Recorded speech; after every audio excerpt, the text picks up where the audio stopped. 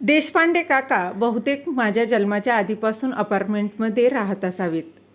2 BHKचा flat होता, ज्यात देशपांडे काका, काकू आणि त्यांचा मुलगा निखिल राहायचा. शेजारीच त्यांनी 1 BHKचा फ्लॅट घेऊन ठेवला होता, जो त्यांनी आता रेंटवर दिलाय. कुणाबरोबर बोलताना दुसऱ्या फ्लॅटचा विषय निघाला की काका म्हणायचे, म्हातारपणची सोय. काळ पुढे सरकत होता. निखिल सॉफ्टवेअर इंजिनियर झाला. त्याने त्याची लहानपणापासून असलेली मैत्रीण प्रणाली हिच्याबरोबर लग्न करायचं ठरवलं. लग्नाला 6 महिने असताना देशपांडे काकांनी त्या 1 BHKमध्ये असलेल्या रेंटने राहणाऱ्यांना ती जागा सोडायला सांगितली. निखिल, तुझं लग्न झालं की तू आमच्या मास्टर बेडरूममध्ये शिफ्ट हो. आम्ही तुझ्या रूममध्ये जाऊ. नाहीतरी तुझ्या रूममध्ये डबल बेड आहेच. आणि हो, आमच्या बेडरूममधला बेड आता जुना झाला आहे. तो त्या रिकाम्या पडलेल्या 1 BHKमध्ये टाकू. तुझ्यासाठी आपण नवीन बेड आणि वॉलड्रॉप देखील करून घेऊ. निखिल प्रणालीचं लग्न झालं. दोघे हनीमूनला बालीला जाऊन आले. लग्नाला साधारणतः महिना झाला असेल. एका शनिवारी सकाळी देशपांडे काका आणि काकू, निखिल आणि प्रणाली ब्रेकफास्ट टेबलवर बोलत बसले होते. तेव्हा काका म्हणाले, आम्ही दोघं उद्यापासून शेजारच्या 1 BHKमध्ये शिफ्ट होतोय. म्हणजे निखिलला काही कळलंच नाही. मी आणि तुझी आई आपल्या बाजूच्या 1 BHKमध्ये राहायला जातोय. फक्त जेवायला आम्ही इकडे येऊ आणि आपण एकत्र असू. एरवी दिवसभर आमचा वावर तिकडेच असेल. आता हा 2 BHKचा फ्लॅट तुमचा. तुम्ही इथे संसार करायचा. असं का पण बाबा? आमचं काही चुकलं का? प्रणालीने अगदी झाल्यासारखंच होऊन विचारलं. अरे काही नाही.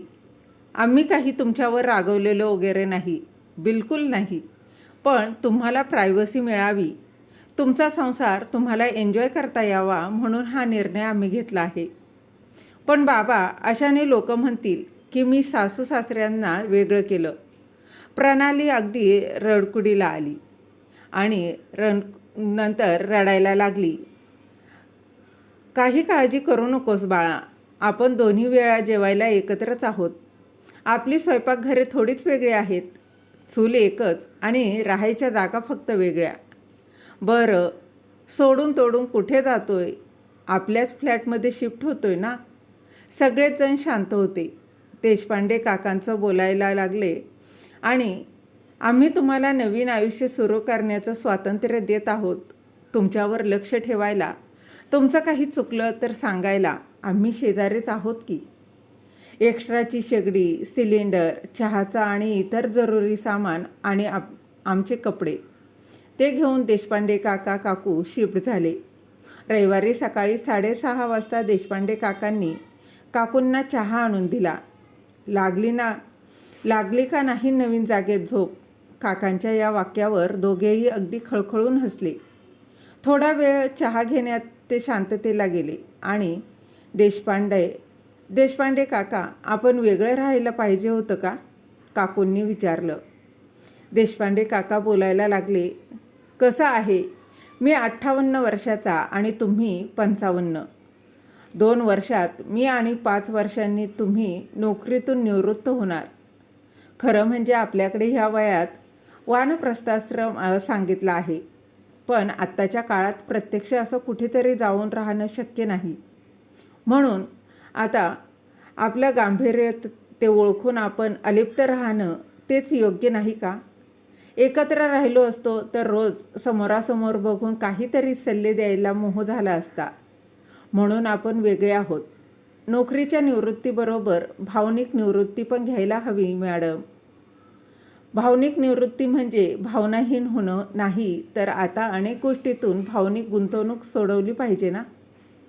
आपल्या मनाचं कसं आहे ना, ते जास्त गुरफटत जातं. त्याला योग्य वेळी बाहेर काढलेलं बरं.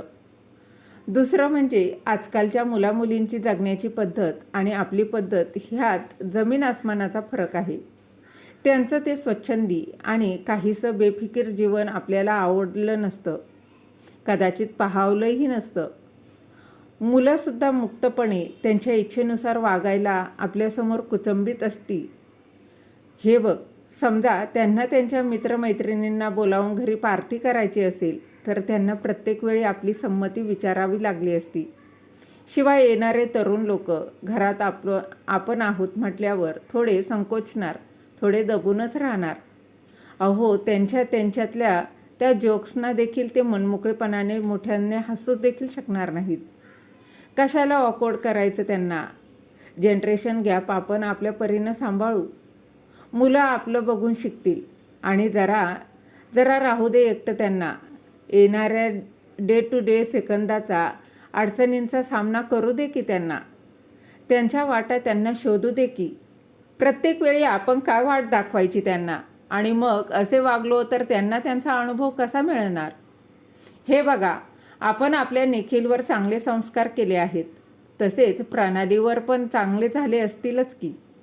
एवढी काळजी करू नका. त्यांना मुक्तपणे झेप घेऊ द्या.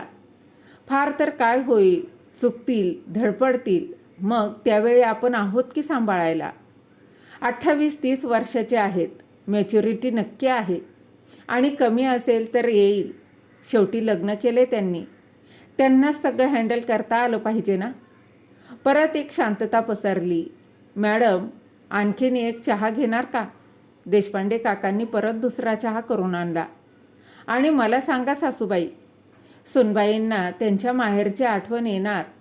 त्या रोज त्यांच्या आईला फोन करणार, आईला काही विचारणार. मग अशा वेळी तुमच्याऐवजी त्यांचा सल्ला ऐकला, ज्यात काहीच गैर किंवा चुकीचं नाही, पण ते तुम्हाला चालेल का? म्हणून म्हटलं आपण भावनिक निवृत्ती घ्यायला हवी. तुम्ही ही पाश्चिमात्य लोक कशी वागतात ते बघा. त्यांच्याप्रमाणे आपल्याला वृक्ष व्हायला हवं. पण योग्य वेळी वेगळे होऊन ते सणाला, उत्सवाला, अडचणींना एकत्र असतात. देशपांडे काकांच्या या बोलण्याने काकूंचे जरा बरेच गैरसमज दूर झाल्याचं त्यांच्या तोंडावरून अगदी स्पष्ट दिसत होतं. सगळं बोलणं झाल्यावर त्या उठल्या आणि घड्याळाकडे बघत म्हणाल्या, अगं बाई, 8:30 झाले. सकाळी उठून तुम्ही बोलत बसलात आणि मला आंघोळीला उशीर केलात. काकांनी हसत हसत त्या दिवशीचा पेपर उघडला. त्यांनी घेतलेल्या निर्णयाची त्यांना खात्री झाली होती. 8:30 हा आंघोळीला उशीर असेल तर निखिल आणि प्रणाली अजून झोपले होते बहुतेक. ती शांतता जाणवत होती. मग एकत्र असतो तर काय झालं असतं. नुसत्या विचारांनीच काकांना परत एकदा हसायला आलं. तर मग मित्र आणि मैत्रिणींनो, देशपांडे काकांनी जो काही निर्णय घेतला होता तो तुम्हाला कसा वाटला कमेंटमध्ये नक्की सांगा. म्हातारपणी लेका आणि सुनेसोबत आनंदाने राहायचं असेल तर असा निर्णय योग्य आहे की अयोग्य कमेंटमध्ये नक्की सांगा. कथा आवडली तर कथेला लाईक, शेअर, सबस्क्राईब नक्की करा. धन्यवाद.